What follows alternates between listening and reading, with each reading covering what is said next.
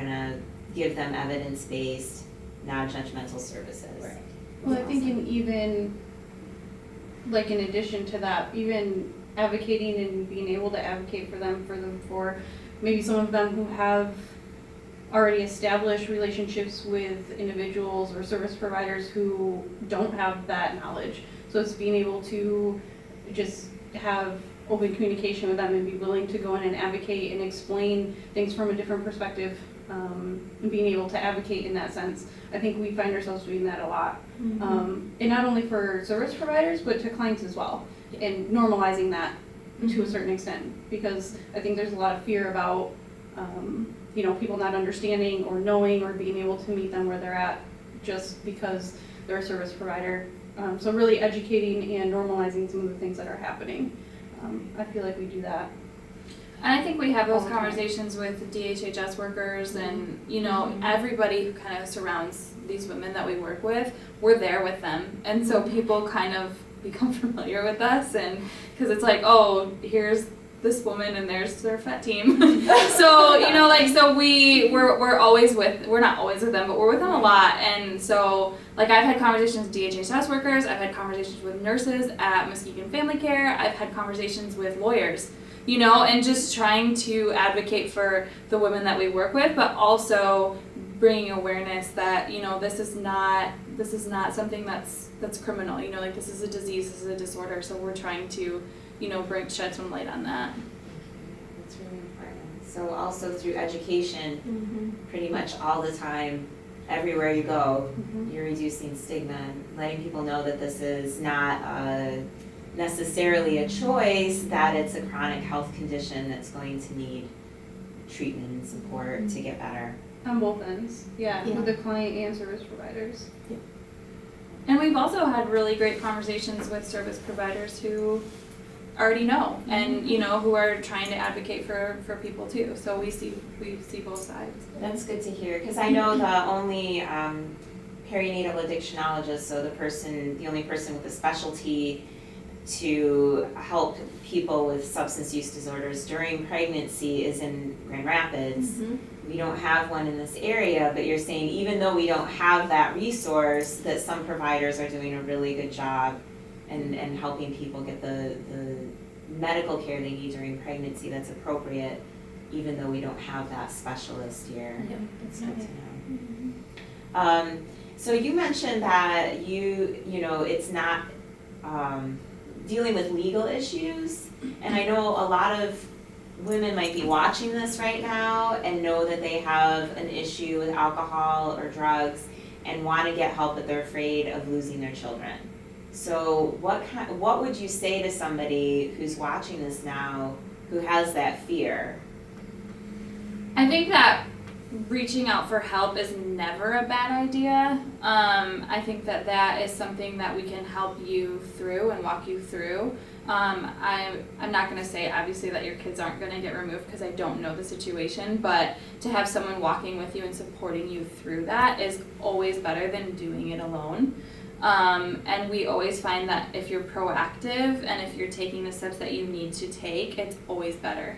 I would also say that we're all very experienced working with women who have problems with potentially losing their kids, or they have lost their kids and they're working to get their kids back, and to have someone on your side advocating for you and helping you learn how to advocate for yourself and for your kids is very helpful, and it kind of sheds a light on that kind of dark situation.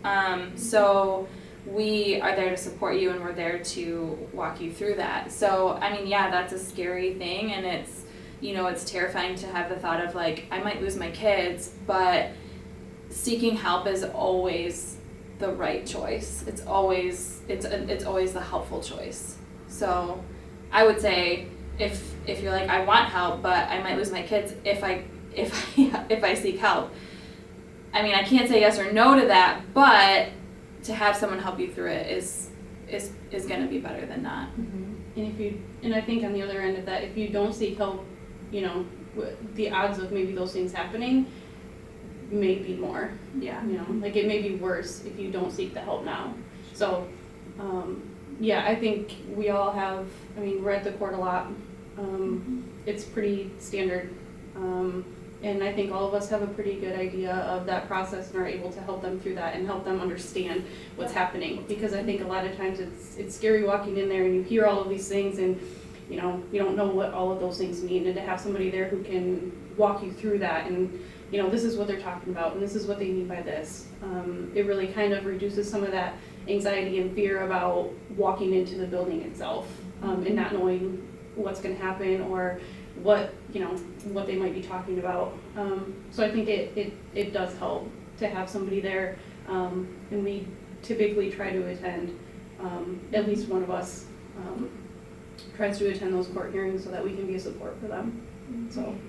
And the earlier you reach out, the more services we can hook you up with, the more things that we can get to surround you and help you and hopefully not losing your kids. Well, you help a lot of people probably keep their families together. That's great work. We try to. Yeah. The last thing I wanted to ask was, some people might be watching this and they themselves don't have a substance use disorder, but maybe they have a loved one. Maybe their daughter or their niece is pregnant and has a substance use disorder and they want to help that person the best way that they can. What advice could you give to a family member or a loved one that's in that situation? I think the best advice that I can give is nonjudgmental, because this disease, this disorder can literally happen to anyone. So I think it's hard to it's hard to be like, oh, they're just a junkie, or oh, they're trouble, but it can literally happen to anyone. And so I think helping and reaching out with a loving hand and like, I care about you and I want to help you, I think that's the best possible route to take. And to include professional help, because a therapist, a case manager, they know, and they can help and bring a professional opinion to the table, whereas if you might not know exactly, and you would hate to bring more harm than good. So. Nice. Before we close, does somebody want to give the phone number out or say the best way to call if they wanted to access your services? You know what? It's like 5222, I think. You don't call yourselves very I often. don't very much. 1 second. I just thought that'd be something good too. Yeah, absolutely. I might have it in here. Here, I guess. You got it? Yeah. Yeah, so our office number here, and the lady who normally answers the phone, her name is Sue, and she's very nice. So if someone is interested and wants to call, the phone number is 231-799-5221. And basically, you just need to ask for the FET, the SPA, or outreach, substance use outreach program, or just say, hey, I just want some help. I was going to say, if they don't know what to ask for, Sue should be able to get them in touch with somebody who will help them. Yeah. Well, she'll She'll have ask. some questions that she'll go through, and then she'll be able to point you in the direction that you need to be. And yeah, she'll send it to one of us, and then we'll call. So if they're pregnant, actually, they should receive a phone call within 24 hours to try and set up an initial appointment. So that's one of the things that so like if they're pregnant, we have to get contact within that time period. So that's really cool. So we really want to get women who are pregnant into services as soon as possible. Definitely, to have the best outcome for them and their babies. Yeah. Wonderful. Thanks so much for your time today, for talking with us. Yeah. This was great. Thank you. Thank you. Thank you. Yeah.